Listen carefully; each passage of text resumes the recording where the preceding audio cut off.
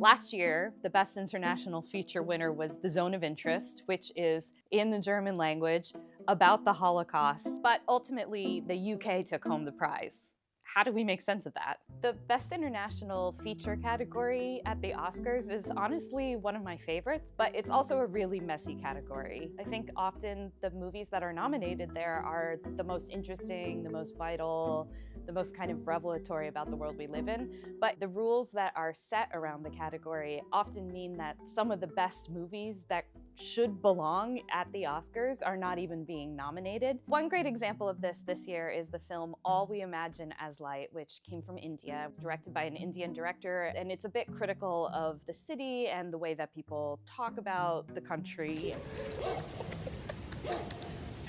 This film was voted by many critics groups as one of the best films of the year. The film even won the Grand Prix at Cannes, which is basically second prize in the entire festival. And so it's especially surprising that it didn't make its way to the Oscar list. The Academy requires submissions to be chosen by a cultural committee. So the way the country decides what to put forward to the Oscars is left up to the country. Reportedly, the sense of the organization that was picking the film was that it wasn't Indian enough to represent the country at the Oscars. There is a way that the Academy could clean up this rule to make sure that films like All We Imagine as Light still show up at the Oscars, even if their country doesn't select them. A good way to do this might be to have a little subcommittee in the Academy that could add some films to the slate that people could choose from, even if they weren't nominated by their country.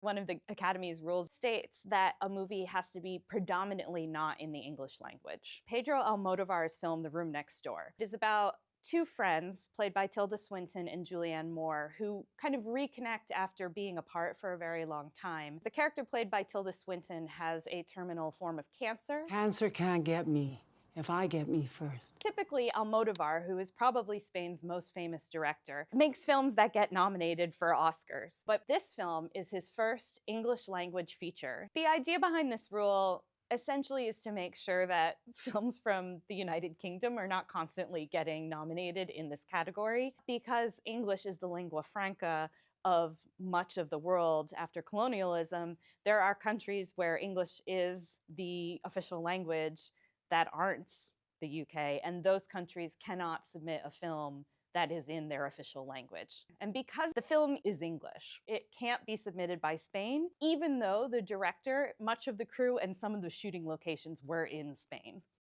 Where a movie is set has nothing to do with its eligibility for the Oscars.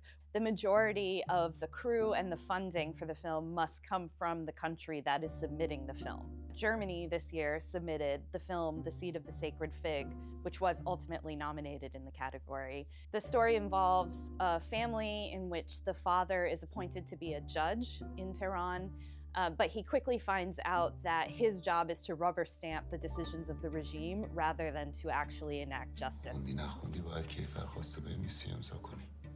It was shot in Iran in secrecy by an Iranian director.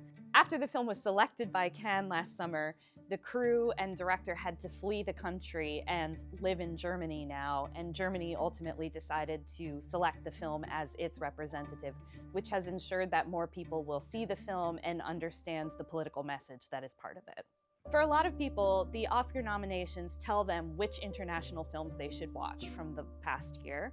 And that's a great starting point, but it's also good to widen your view a little bit. If there's a film that seems like it's been snubbed by its home country, it's good to look at the film and ask yourself why. Sometimes it's just people's taste or their culture, but there have been enough examples in which dissident films have been suppressed that we should at least be asking those questions.